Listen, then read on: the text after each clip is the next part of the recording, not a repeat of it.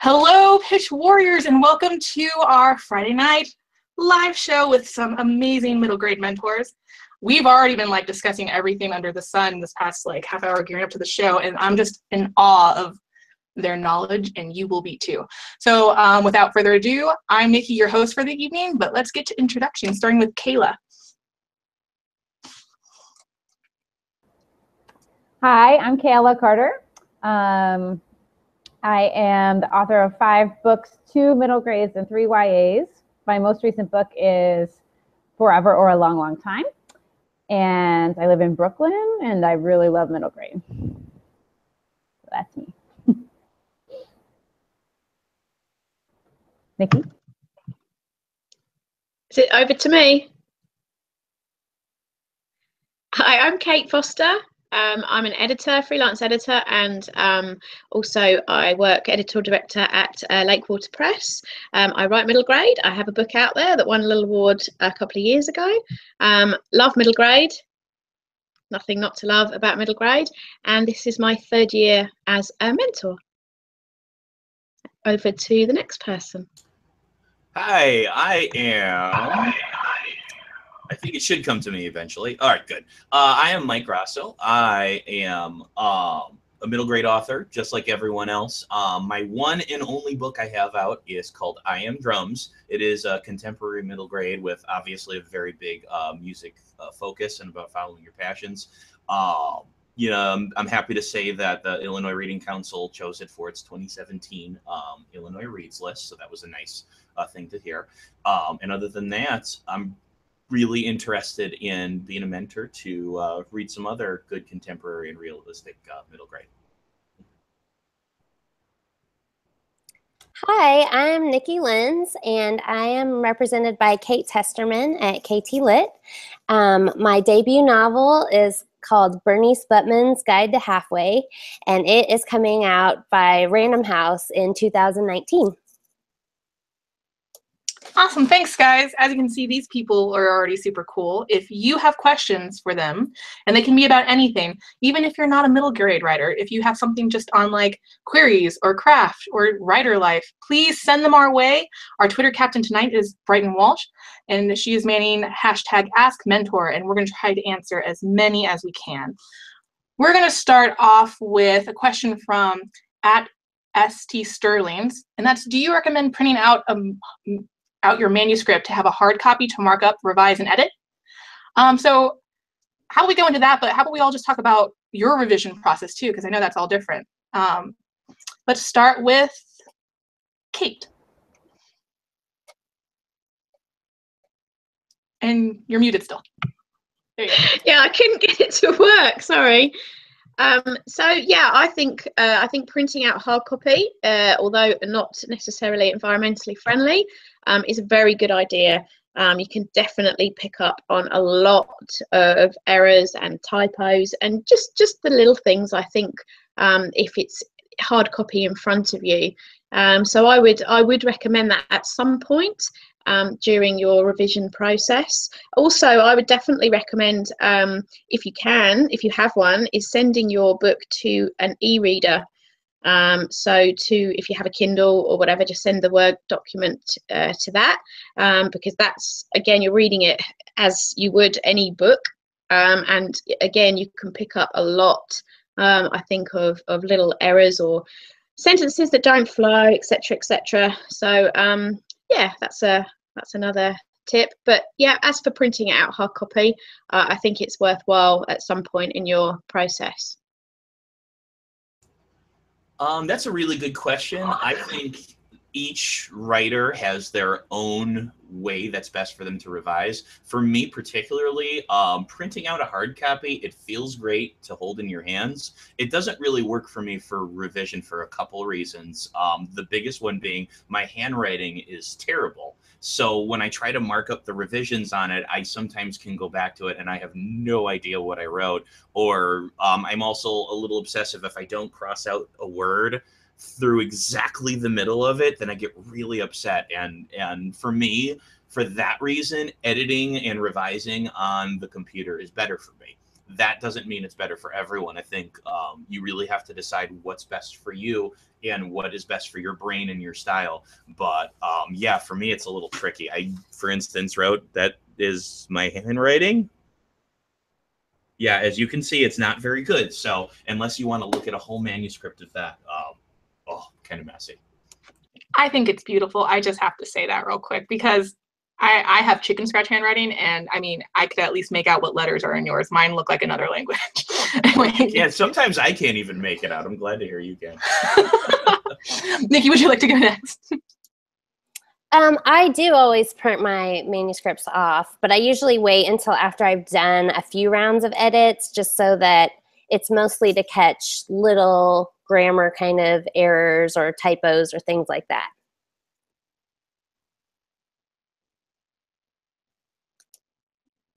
Kayla, would you like to? Sorry, I'm trouble with No, the it's fine. button. So I have never printed a manuscript out, but I think the person who asked the question probably should, because if you're thinking about it, it's probably a good idea for you. I hate writing by hand. I'm dyslexic, so that's a nightmare for me. But other things I do that are kind of similar is I change the font. Once I have a draft, I change the entire font to something completely different and read it over. I also always read the whole thing out loud before I hand it in to an agent or an editor or anything. And I catch a lot, not just typos I catch that way, but also just spots where the voice isn't quite perfect, and spots when characters sound too much like each other. So that's my answer. I do that too. I love reading mine out loud. So these are all great tips. So as we're talking about revision, what about as you're reading maybe like the first chapter of your submission, what would be the biggest pet peeve you have for something you'll find in your inbox? Like you don't want to see it either in the query or in the opening pages. Let's see. Nikki, do you want to start us? Sure. I think somebody waking up like the average morning, like the alarm goes off and they get out of bed and they brush their teeth and they look in the mirror and they describe themselves in the mirror. That would probably be like that wouldn't interest me at all.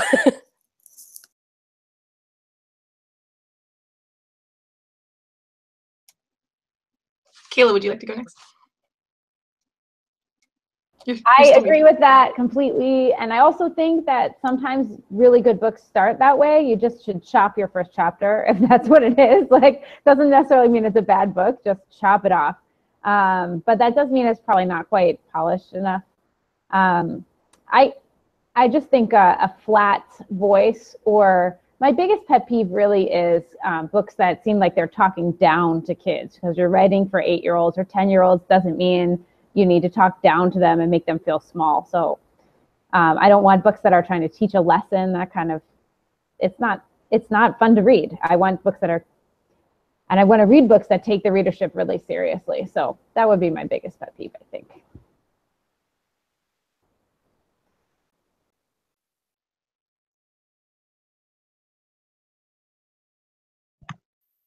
Sorry, I keep forgetting to unmute. For me, I think obviously voice is always a thing that's most important to see, but I think the one thing I don't want to see is a whole first couple of pages, even just the first page of the same thing. So like a whole page of dialogue, a whole page of setting, a whole page of hearing character talk about what they're going to do this summer or whatever. So I like a good mixture. You know, I want to see them, I want to hear them, I want to feel, I want to know where they are. So I think it's getting that balance very, very early on, very quickly. I appreciate with some books, you know, there is a tone where you do have that narrator who is talking to you as the reader directly, but they're very, I find those can be very, very difficult to pull off. So for me, it's getting that balance very early on that first page. Show me a bit of everything. Yeah, I would echo every single thing the other three guests said. And I would add on to it that the big thing that would be my pet peeve is reading a first chapter or even a first page where it seems like the author is still trying to turn the key in the ignition. That doesn't mean that you start with an action scene. I think that's almost the same thing. I don't want to see two characters fighting if I don't care who wins yet, because it's on the first page. But at the same time, if it's clear that you haven't really started the story and you're trying to either start the engine of your car or rev your engine, rather than start with, well, what's the beginning of the story you actually want to tell? Then I think that is a big thing. The number one way that I can get turned off by a story that does that is someone who spends the entire first chapter or a great portion of it describing a setting. If your story takes place in a house and the first 3 pages is a description of every nook and cranny in that house, your reader's probably not going to make it to the end of that. You don't want to start with an action scene, like I said, but something should be happening. And some of those finer details, the setting, some of the voice of the narrator should be coming out naturally through the action and stage direction you're doing. Awesome. And I just wanted to say, so like one of the first books I ever wrote had the like waking up and a dream sequence. And I remember when I first heard that advice, I went, oh my gosh, I'll never be a writer. And I'm like, no, you just either fix it or write another book, guys. It's totally okay. And everything is salvageable because you are the creator. We have speaking of writing, which is what tonight's about, we have another great question from @KACraft. Some characters are difficult to write. What suggestions do you have to avoid cardboard-like characters? Who would like to take this one? I will take it if that's okay. What I like to do, and I do this with my classroom too, is I like to ask myself very odd questions about the characters. There's a lot of things that can help you define these characters that might not be things that make it into the book. Like I tell my students, I teach 5th grade, and sometimes I tell the students, think of this character and then ask yourself what's in their pocket. And that doesn't have to be a lightsaber. It could be a little bit of chewing gum that they've already chewed and forgot is in there, because that character's a little forgetful sometimes. It could be a note from their mom that says, you better be home by 7 p.m. or else, yada, yada. So lots of questions like what's in their pocket? What was the last time they cried? What is something they would really, really, really love to get right now that most likely no one's going to get for them? Just lots of little things like that. And you don't have to put this in the story. And in some instances, you really shouldn't, because it's not interesting to read. But in your head, you will know that character more. And the 3-dimensional aspects of the character will come out a little bit better simply because you know them more. I have one trick I use for this, and it's actually the only thing I do in terms of outlining for the entire book. So this is my big trick. I write down on a little piece of paper, I use my actual hand, and I write down something each character wants. The minute a character walks onto the page, I sit down and I write down something they want. And that really helps me to not just with the characters, but with the plot. But it then drives every single thing that character is doing. So in some ways, it streamlines Mike's idea, because I just ask myself one question and I get that down, and every conversation they have, it goes towards that angle. And then the reader either like wants that for the character or not, and that's okay. And it really helps with the minor characters, making sure that they aren't just flat, because they have a stake. Everybody needs a stake, and they have a stake in it too. So that's my biggest thing I do for that. So. For me, can you hear me? Cool. For me, I think with characters, they are the most important thing in the story. I know you need a sound plot and everything else, but characters are really just everything. So for me, you need to be putting the time in to your characters, and that doesn't have to be, straight off the bat. Write your first draft first if you have to, but at some point you need to be really profiling and investigating every single character that's in your book. And there's a couple of things I find really helpful. One of them is, I think, as Mike said, to ask really obscure questions. Even just telling us what would your character admit about themselves, and then straight after that saying what would your character's best friend admit about them. So you're looking at it from 2 different angles: how they see themselves and how they're perceived by the people that know them. And another one I think a really good idea is to replace the character that you're profiling with another character, maybe in a famous book. So, you know, you could be swapping your character with, say, Harry Potter in a really pivotal scene in that book, and rewrite that scene as to your character, and just watch how their voice comes across, their choices, their actions, and see how everything plays out that bit differently. I think that's you know, that's a really good way of adding their voice, you know, outside of your story. So you're putting them in a position, and you in a position that's really different, and you really have to think hard about how they're going to drive that story forward. So yeah, that's a couple of tips.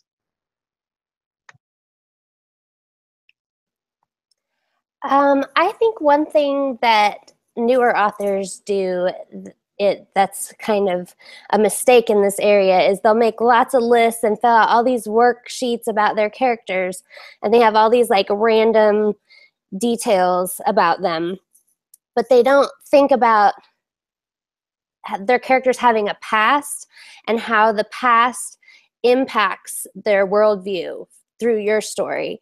So what you really need to think about is how your character is going to see the world differently than any other character, and what memories are they going to touch back on as different things happen in the story. Awesome. And I just wanted to add with what Kayla said. My mentor had given me back in 2014, that was my first homework assignment, was what does your character want for every character? And she also added, I think it was, what do they want? What do they love? What do they hate? And what do they fear? Which is a lot of like inner psyche writing. Like, and I could do that for maybe 3 characters, and I could maybe write what the other ones wanted, but I wasn't really sure about the rest because it was a little complicated. But now 3 years later, I could tell you exactly what every single secondary character and their mother wanted, you know? So I love all of that. So people are asking more about mentor process. This question is from @Caradactyl. If you've been a mentor before, was your past pick something requested in your wish list? Were you surprised at what you chose? So tonight we have all new first-year mentors, except Kate and me. So Kate, would you like to go first about some of your past picks? Yeah, definitely. So I guess I was and wasn't surprised by my picks. That's kind of no answer. So sorry about that. But yeah, it's both of my picks have definitely been on my wish list, but I didn't immediately pick them as 100% yeses. It took a while for me to really think it through, and yes, I did read the fulls on both of them. So yeah, in terms of why I was surprised, I think probably, yeah, because they weren't immediate front runners. They came in. One of the things I definitely do when I have done in the past is reread all of my subs more than once. So I don't just read them through and go, nope, nope, nope, maybe yes, maybe no. Yeah, I do that. But then I will actually revisit all those folders. And then I will often just shift them all around, and I find my mood, time of day, how busy I am, it all makes such a huge impact on how I read or connect and engage with the different subs that I have. So yes, in terms of whether I was surprised, yeah, I think so in the end, but they were definitely on my wish list. So there's that. Awesome. So I'm not a middle grade mentor, but this is my 3rd year mentoring, and I feel like I keep my wish list pretty broad for YA because I do love a little bit of everything. I will say I am surprised that both years I picked a contemporary. I do love contemporary and I write contemporary, but in my heart I keep looking for a sci-fi, and I almost picked one last year, and I ended up loving it so much that me and that writer worked on it later because I had to read the end of the book. It was just that good. The one thing, I guess, the first year I picked something that wasn't funny. I always prioritize funny in my wish list, and I actually ended up going for a super serious book because it just hit me in a place I've never been hit before. And that can totally happen where you're just like, I thought I wanted something light to work on for the next 2 months. And no, I wanted to really dig into this beautiful book. The next year I went the opposite direction and did a really funny book. So yeah, I guess I was a little surprised. But going into more mentor stuff, and we'll touch on this too, but then talk to these lovely people about what they expect. How many fulls, Kate, do you usually request when you're in the submission inbox, or does it vary from year to year? I actually can't remember the first year how many fulls I requested. I don't think it was a huge number, but last year I think maybe 5. But I'll be honest and say that both years I've had my shortlist has actually included just query and first page.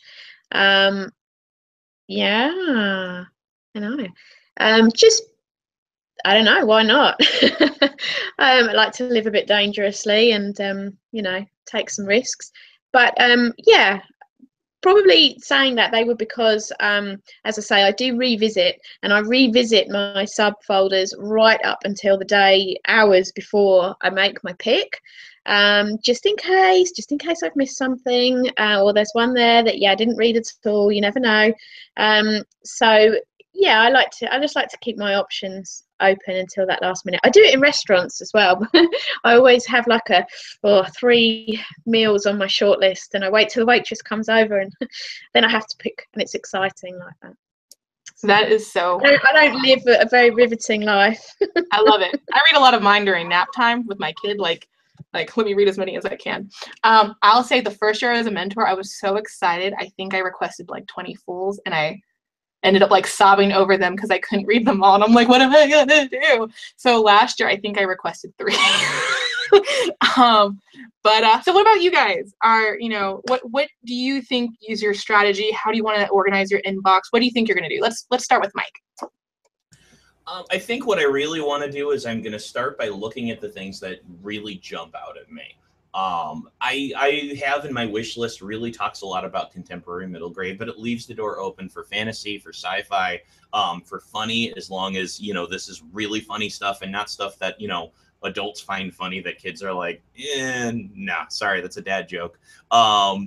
So I think with me is I'm going to organize it into things that jump out at me. And then from there, I want to look at stuff that, like you were saying, Nikki, like you just can't stop reading. You jump into it and you can't get out. The big thing about contemporary and realistic fiction is that since you're not in this fantastical world, you have to have someone fall in love with these characters. Not even for good reasons necessarily. Maybe they're not the nicest people always, but you have to love something about them that makes it so you don't want to leave. And that's what I'm looking for, those books that I jump into and I'm just like, you know what, I don't care how many pages this book is, I'm going to spend every single one of those pages with this character because they mean a lot to me. So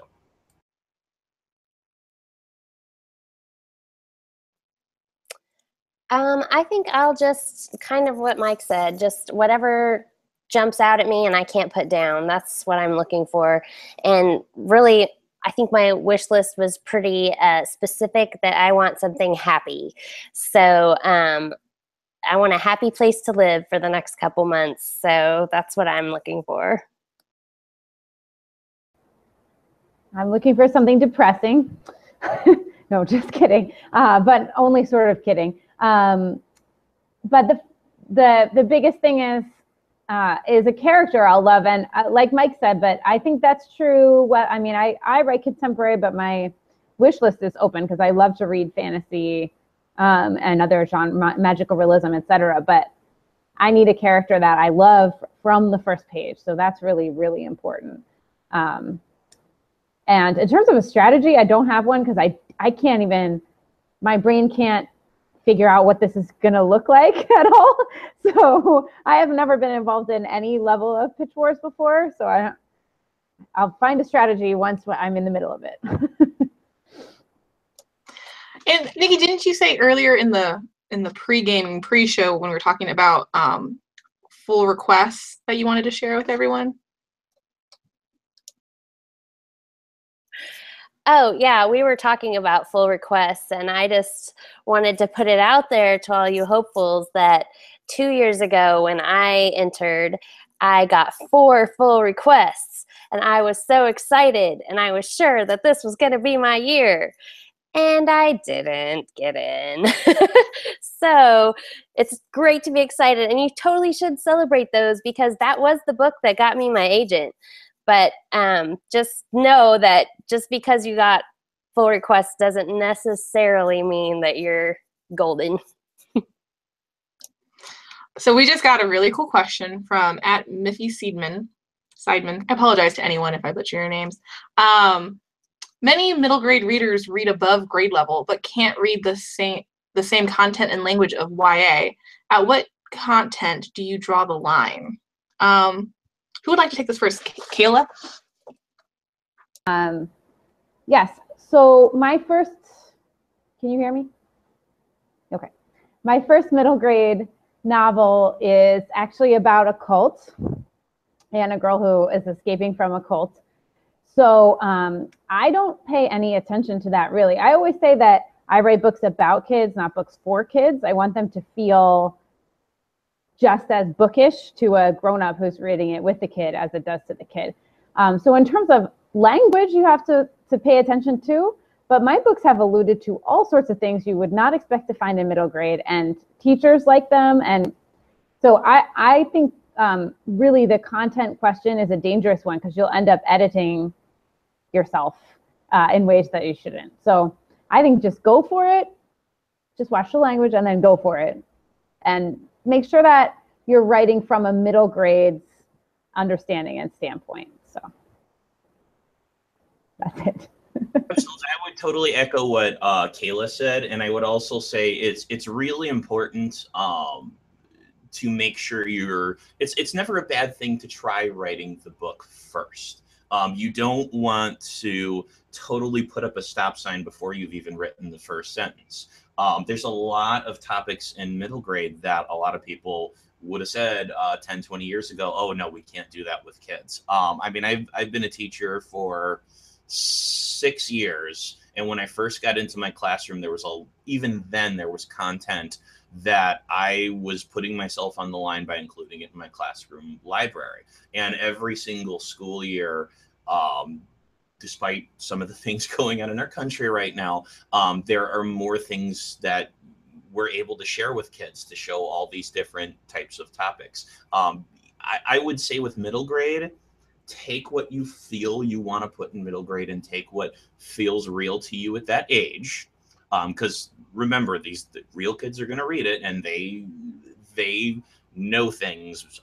Whatever we think they know more than that. There's stuff they're not telling us always. And I would say give it a try. And then if at the end of it you have a completed manuscript and you decide, you know what, that went too far, well, you can always take that out. That's the beauty of revision. The first draft is only a first draft. It does not have to be what you put out there. No one has to know you included it, and just kind of go from there. So, and really don't be afraid to write sad. There's lots of different opinions about funny books, sad books. They both have their place. And the one thing I'll say is that kids who want sad books aren't going up to their teachers and librarians and asking for them. Kids are asking for funny books, but the kids who need the sad books don't usually know how to ask for them. So don't assume that there isn't a kid out there who needs that book.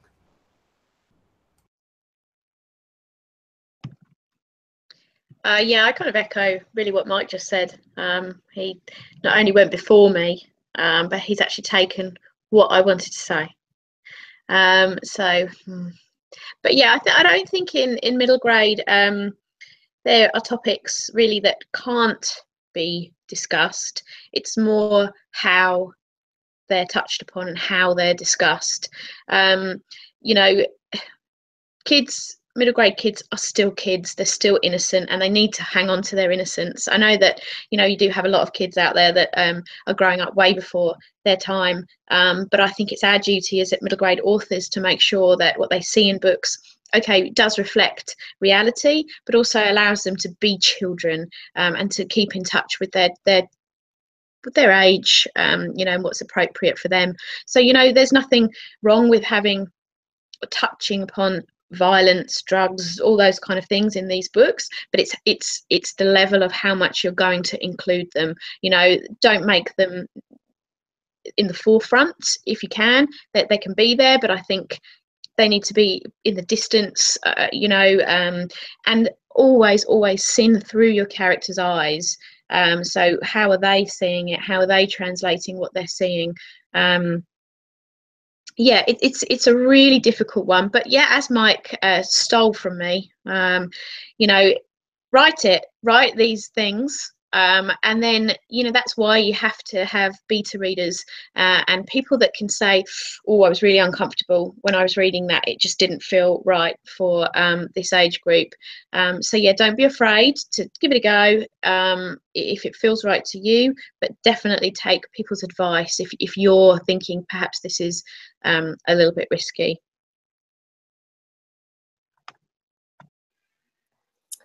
My very first attempt at a novel was a YA, and I remember going to one of my very first writers groups, and I was like, you guys, I'm writing this YA book, and all the characters keep saying bad words. Is that okay? And everyone was like, no, your YA characters should not be saying bad words. And it really put, like, it kind of froze me up in my, you know, in my drafting, because you kind of just have to let it out and like write it down how it comes to you. And so I would say the same thing is true of any kind of content or whatever. You can always cut it out later if you think it's too much or whatever, but sometimes you just got to get it down and get it going. So that's my 2 cents.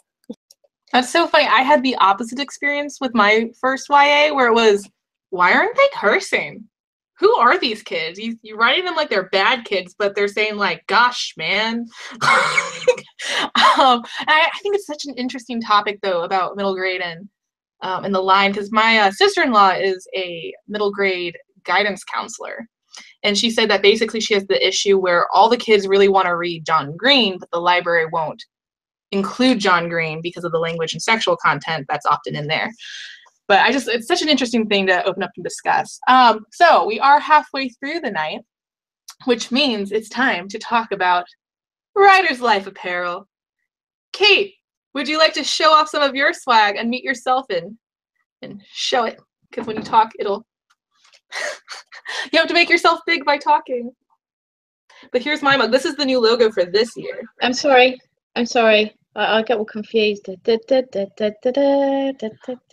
Life apparel. So, and actually show the back of yours, because yours is different than mine. I love the shirt. Such a great shirt. And isn't it like the softest shirt ever? It's like the best quality shirt you've ever worn in your life. Even after it's been washed, it still stays lovely and soft. Yeah. And that's I'm a pitch warrior. Guys, I don't know if you've looked into Writer's Life apparel, but they have great writer gear and awesome Pitch War swag. And the proceeds for Pitch War swag goes towards helping make more stuff for the community. Like, I don't know if you've noticed this year, but we have webinars, and now we just have the forum, and it's growing and growing and amazing. And it's because of people like you. So thank you. But if you want to, show your support on your body for Pitch Wars, the option's available to you. Okay, now that I'm done being cheesy but very genuine about it, I just want to say, since we're halfway through, if you have a question, say you've been watching and you're like, oh, they haven't touched on XYZ, shoot your question over at #AskMentor. There are no stupid questions. We will not secretly make fun of you, I promise. Because actually we were talking about before the show, a lot of these questions we all had, and sometimes we were too scared to talk about, or we didn't have a group like this where we could come forward. So we got a great question from @CG Beckman. What are some problems to look out for when writing in first-person POV? Does anyone want to take this? Yeah, Nikki, go ahead. Okay, so you're going to want to get rid of your filters that will keep you from being in a close point of view. So anytime you see the phrases, I saw, or I heard, or I felt, you can usually chop those little phrases right off, and your sentence will be so much better, because then the reader gets to be the I.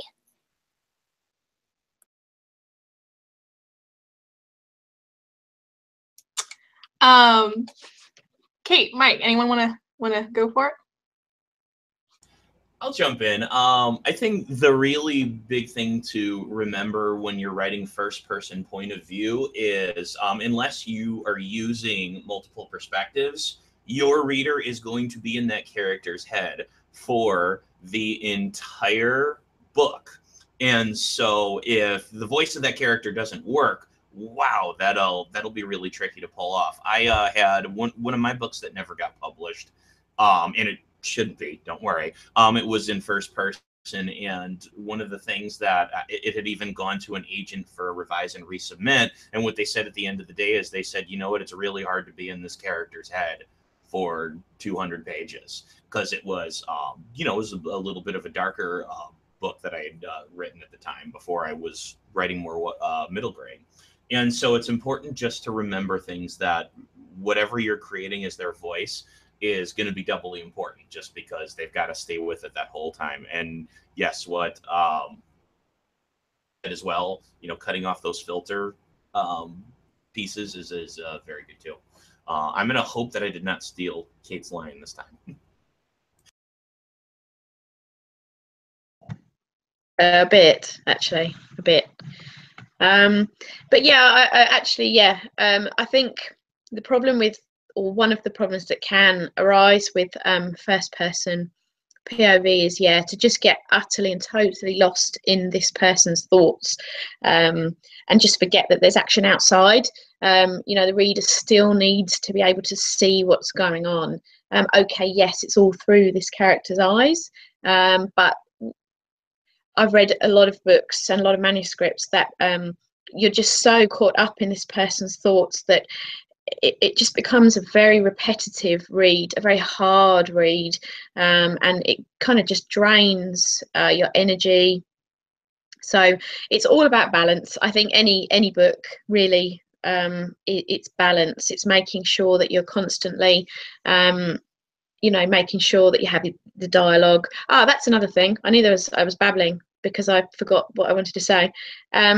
That you have, because you're talking in your character's voice all the time, I would try personally to keep things in dialogue that your character says and out of narrative. So if your character is someone that's ain't gonna and says things like that, to try not to actually write it that way anywhere but in their dialogue, because I think that can just it just becomes a lot to sort of kind of get into that continuous reading tone and voice. So yeah, that's a piece of advice I would give. But I've babbled, so I'll stop now. I was just going to say that I think it's funny that you say, Kate, that a lot of people are doing too much like internalization, because that's one of the things that I almost always forget to put in. So that's always like in the second draft, I have to go back and like add more. My CP notes are always like, and how does she feel about this? And what does she think about this? Because I just have to I usually end up doing a lot of the action kind of things in the first draft and then have to kind of add that in later. So we just got one that is from @Scoreho. What are you tired of seeing in MG? What's been done too much? And let's all take this starting with Kate. Dead parents. I have talked about it a little bit on Twitter as well, so people are like that, stop going on about dead parents. But I just feel that it's just been done. So many MG books I'm picking up, it's where parents have just died and then the kid's got to go and live with aunt or grandma, or and it just feels like it's just forced, I think. So I would avoid it. If parents are absent for another reason, and if that reason is going to affect the story, then or it's part of that character's internal conflict, then that's fine. So for example, if a child has gone into foster care, or parents are in prison, I don't know, but that obviously is going to very also strongly affect that character. So yeah, that's okay, but just, you know, try not to kill them, because it's just, I just feel like it's done a bit much. I would say that what I feel like I've seen too much of is comically evil adults. You know, if you were a kid, adults a lot of the time seem evil. That's very fitting for a middle grade novel. But I feel like sometimes if your antagonist happens to be an adult and that's all they have is just evil and anger all the time, and you don't ever get to see any of the pieces that make up the rest of their character, it gets a little tired. Like this kind of goes also with Royal Dahl. Kate talked about dead parents. One thing Royal Dahl did all the time was dead parents and evil teachers. And you know, that was kind of nice when he did it. I love Royal Dahl, but you know, I also am at the same point. You know, if you're writing a book in 2017, you are not Royal Dahl. You might be as good as him in your own way, but I guess I would really like to see a few more, you know, parents, teachers, coaches, any sort of adult who's in a kid's life. If they're going to be mean, let's see that's fine. A lot of adults are really mean. The same way, you know, sometimes kids can be mean, and kids need to know that when those mean kids grow up, sometimes they're still mean as adults. At the same time, I'd like to see a little more of the past. I think, Nikki, was it you who had mentioned knowing that characters have a past? And so that's the same thing with adults. There's something that led to why they're this grouchy old person who just hates children so much. Where does that come from? That's what I would like to see. Well, I'm just going to say I'm fine with most dead parents. I used to actually love reading about orphans when I was in middle grade, you know. I did put on my wish list that dead dads is kind of a trigger for me. Your character can have a dead dad, but I don't want it to be like about that, okay? But what I'm sick of seeing in middle grade is damsels in distress. I want to see some girls solving their own problems. Ooh, I would read that. Okay, so we got a question from @Caradactyl, and it's, are you pro or anti one-line pitch in a query? If pro, does it belong at the beginning of the query or the end? Does anyone have any strong opinions about pitches in the query? Nikki. I think the one-line pitch is really important. And actually, when I got the call from my agent, that was one of the first things she said about my book is, I loved how you had such a strong pitch, and it's something that I can just shoot off to editors and they know in one sentence what your book is about. And I think it should go in that first little intro paragraph. Yeah, my thought about it is I think it really depends on how it compares with the rest of the query, because what I think a lot of people don't understand about queries is that sometimes the book jacket information is actually pretty close to what was in your query letter. When my original version with Egmont USA, before they closed down and I had to go to Clarion, the book jacket, the ARC copy that they came up with, was really close to my query letter, and part of that included one line, the opening to my query. So I think the key is the one line pitch is very important. I personally like it at the beginning, I'm going to be honest, but that doesn't mean if you put it at the end, you're an automatic no by any means. But yeah, I think a lot of it has to do with how does that fit into the rest of your query? Does your query still flow, and does it still show that you understand and have done your research about, you know, how these read, and you are really making sure that someone's not going to say no before they've gotten through the rest of it.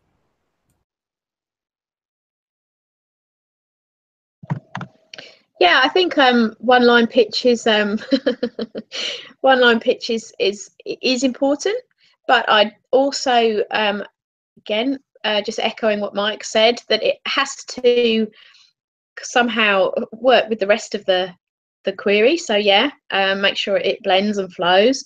But you know what? If you should be able to come up with a one-line pitch. It's important for all writers to be able to whack their book and sell their book in one line. But, you know, if for pitch wars, if you're struggling with that, don't panic.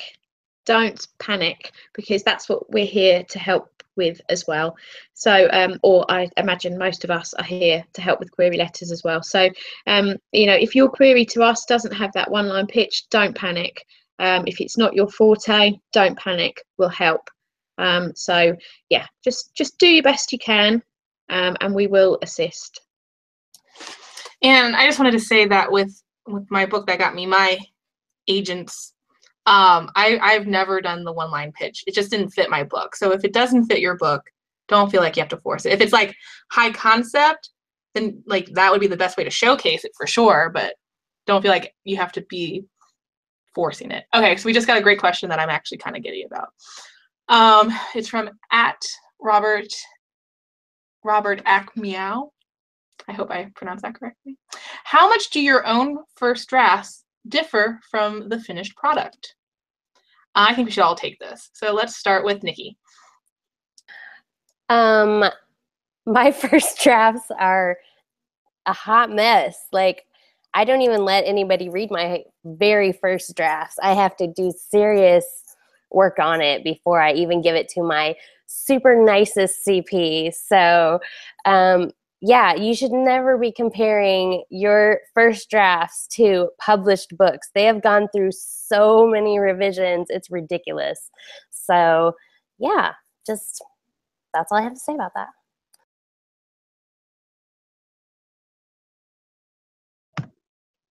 Is it my go? I think that yeah, my first drafts I wouldn't dream of letting anyone near. But you know, I'm also secretly quite proud of my first drafts because I hate them. Getting my stories from my brain is painful, and I don't enjoy it. It's just a fight, because I think, because as I am an editor, I want what comes out of my head to be beautiful. Just that first go, just look at that. She's amazing. She's so talented, but it's not. It's really poor. Everybody does the same movements and the same actions. I repeat myself a million times. So yeah, for my final drafts, or even my second, third, fourth drafts, whatever, further down the line, are nothing like my first drafts. They are atrocious, and I'm good with that. You know, I like the editing process, so maybe that makes me odd, but you know, it's a huge part of being a writer, is learning to attack your book, change it, rip it to pieces, build it back up. You know, there are people out there that write fantastic first drafts, you know, and they'll go, oh yes, you know, my book hardly changed, so it's amazing, well done to them. I don't think the majority of us are like that. So if your first drafts are rubbish, then, you know, don't worry about it. Just be prepared to revise. Yes, I totally second what Kate's saying there. I like to tell people that you have to give yourself permission to write a really bad first draft. Because if you don't give yourself that permission, you're never going to finish your first manuscript. First drafts are bad. I tell that to my students. I tell that to myself. I tell that to writers who ask me for advice. First drafts are bad. It's part of why I am not a huge fan of the drafting process. I mean, I love it because I love writing, but I actually prefer revision because there's something about having something on the page that I can fix that's just a lot easier, I think. So I think with first drafts, I would be very shocked to find that if there were that many published books out there that were first drafts, that are, you know, traditionally published. It really is a very long process, and it's not just you revising. Like for me, for instance, I write my first draft and I wait 6 weeks before I even look at it. And then when I look at it, I think, oh, this is terrible. Let's fix it. And then I fix it again a couple times. And then it goes to an agent who is an editorial agent. So he'll give me suggestions on how to fix it. And then he submits it, and hopefully an editor gets it and the editor revises it. So if you're comparing your first drafts to a finished book, whoa, don't put yourself in that depressing place. It's definitely not how it works. And I'm just going to give one music analogy because I got my drums there. Musicians very rarely use their first take. So you shouldn't use your first take either if you're a writer. I love that analogy. That's great. That's perfect. I have to jump in here because I'm still working on my Pitchwars novel from 2014. Not really, actually, but I just want to talk about that process. So when I first entered my Pitchwars novel, it was maybe the second draft, and my mentor helped me really add agency to my main character. It was really lacking that, like to the point where people who read it would be like, oh, I loved all your secondary characters, but I can't remember your first character's name. So then after that, I got my agent, and through revising with agents, it's just been so eye-opening. And I have had 12 different endings for this book. 12 different, completely different endings. And you know what? They're all awesome. But I like the 12th one the best. But so no, I mean, it's nothing like the first draft. And I know some people who they believe that when you write the first draft, you go the end, and then you open up a new doc, and then you rewrite the entire book from scratch. I know some people, that's their process too. So I think the number one thing you should be open to if you're a new writer in this process is really be opening for that change, because I know I wasn't, like, I didn't think that was how it was going to be. And I'm so glad that is how it is, because my book has just become something else, and I'm glad it's there. We have another question from @ThaddeusSpinst1, and it's, will the mentors always read the submission chapter, or only the query, or only if the query is intriguing? What do you guys think you'll do? Let's start with Kate. I tend to skim the query and go straight to the pages, and then I'll go back to the query. So for me, I am more interested in the pages than I am the query, because I think it's all about voice. And I know you can hear voice in query. Of course, you need to be putting your voice to a degree in your query, but I need to connect. I need to make that initial connection. So if I do that in the pages, then I'll go back to the query and I'll read it in more detail, and see then how I feel. So yeah, pages first, query second. And now I really want to do what Kate's going to do as the new mentor. You know, the way I look at it is I really want to make sure I read through all the pages. The only reason why I would ever look at a query and maybe not read the pages is if it's really clear. If there's something that's just abundantly clear that you haven't looked at the wish lists. One of the things you want to make sure you're doing when you're going through these is obviously, you know, don't ever be afraid to submit to anyone.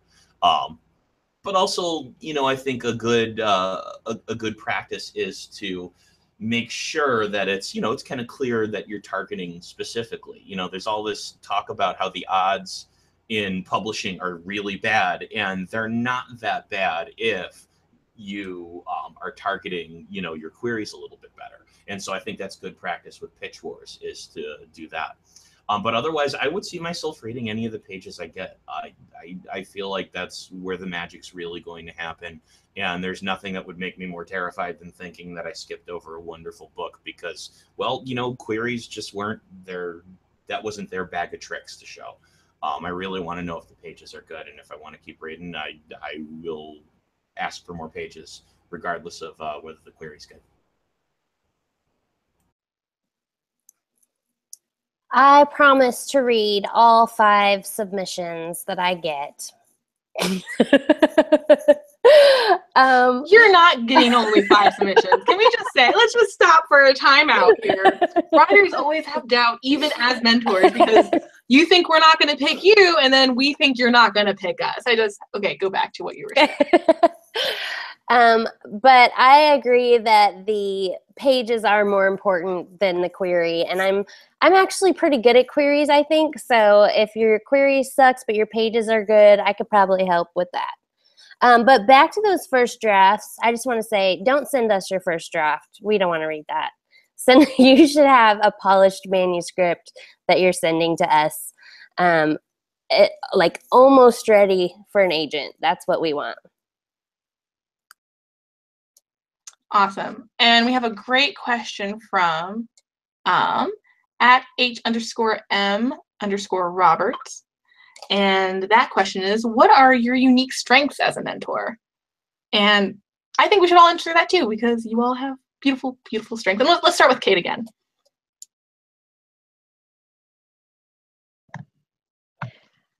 Unique strengths. I don't know. I feel like that. I don't know. I don't know how to answer that one without going, oh, just so amazing. You are so amazing, though. I don't know. I think I like to keep it light. Not the editing. Oh, not the editing. So be prepared for that one. But just the whole process. You know, for me, being a mentor and editor, you know, being involved with authors who want to have their books published, you've got to remember why you write in the first place. You know, and it has to be driven by love, passion, fun, you know, something you enjoy. Otherwise, for me, I feel like you're probably in the wrong industry, because it's hard. It can be hard. You know, you're receiving criticism constantly, rejections left, right and centre. And it can really get you down if you're not prepared to, you know, keep a smile on your face. And so, yeah, so I guess my approach is always going to be, work hard, but you know, let's just have some fun and try and remember, you know, why we love writing, what the whole point of why we ever started doing this in the first place. So yeah, so I don't know if that's unique, but that's my approach. I have to go next, and I'm not sure what to say. So I'll go ahead and say the first thing I'm thinking, which is, you know, I'm going to try my best. I think as far as being a unique mentor, I think I'm going to try my best to make submissions agent bait, I guess. Obviously, as mentors, if we choose a mentee's manuscript, we think there's something really special about it. And the real key is what the mentor has to do is just, what's the plan to iron out all the kinks, because there always are kinks, and all those things that might cause an agent or an editor to say, oh, you know what, this is really good, but I don't know how to fix that. Well, I would hope that as a mentor, I'd be the one to help you fix that before you even get to that stage. And you'll still have to possibly edit for hopefully your new agent and hopefully your new editor, definitely. But just hoping to just make as much of it just be appealing in the way that you seem to have envisioned it from the beginning. That makes sense? I think I'm good at dialogue. That's actually why I started writing my first novel, is because I was writing skits for church, and this lady was like, "You're really good at writing dialogue, like how people talk, and you should write a novel." And I was like, okay. So that's probably one of my better things, is dialogue and voice. But I've done a lot of studying on plot, and I especially like to get those plot beats in, like on Save the Cat, Blake Snyder. I think we can learn a lot from screenwriters. And so I think I'm pretty good at plotting and pacing and that kind of thing too. Awesome. So we have 2 minutes left. So I thought we would go to the question from @HannahDies, and that is, what are some examples of your favorite middle grade horror, scary, thriller type books? Now, if you don't like that genre in particular, then just tell us what your favorite middle grade is in general. Or if you just want to say whatever, that's fine. We only have 2 minutes anyway. Kate, would you like to go first? Yes, please. Well, one of my favourite middle grade books ever has that horror inclusion, which is A Monster Calls by Patrick Ness. It's if you haven't read it, it's an absolute masterpiece. So I strongly recommend just go out and read this book. It's beautiful, just everything about it. But it does have that kind of horror tone that runs through it. So yeah, that's the one. I'm not going to talk about it because you just go out and buy it, and then we can talk about it together another day. It's just absolutely perfect. Well, see, now it's Kate's turn to steal my answer. I was going to mention that one as well. I have not seen the movie version of it, so I can't recommend that. But I can tell you that don't worry about the movie version yet. Read the book first. It's very good. Another book that I remember reading, and I remember it took me a long time to get through because it was dense, but I remember the sense of horror in it was very interesting, was Splendor and Glooms. That was another one where it's not really clear where the horror aspect is until you get maybe about a third through the book. And even then, it's sort of more like a spooky thing, I would say. And then I know this is a generic answer, but I cannot count the number of nightmares that were triggered by Stephen Gamel's artwork in Alvin Schwartz's Scary Stories collection. I'm pretty sure every kid who was in elementary school in the 80s probably has had nightmares about those books, and it is the most fun I've ever had being scared. They're just they're all old stories. He didn't write them, he just collected them and made them the perfect level of scary for a middle grade audience without going quite too far. He did go a little too far though. That's what's fun about him. And then Stephen Gamel's artwork just has this sort of very eerie without going into overly gory or gratuitous. So that was just very interesting to see. I hope that's okay that I gave you like 2 or 3. So. Okay, I actually don't enjoy horror so much, but I like things that are like a little scary or a little creepy, like series of unfortunate events would be an example of what I consider like funny scary, you know? So, and I would like to point out that there are dead parents in that one and scary adults. So. Awesome. Well, that's the show tonight, guys. Thank you so much for joining us, and thank you, awesome mentors. I have learned so much, and I hope you did too, Pitch Wars hopefuls. Feel free to ask more questions. Other mentors will be on the hashtag #AskMentor. And I'm sorry if we didn't get to your question, but hopefully we'll get to it on the Twitterverse. Have a good night and have a great weekend. See you next week. Bye.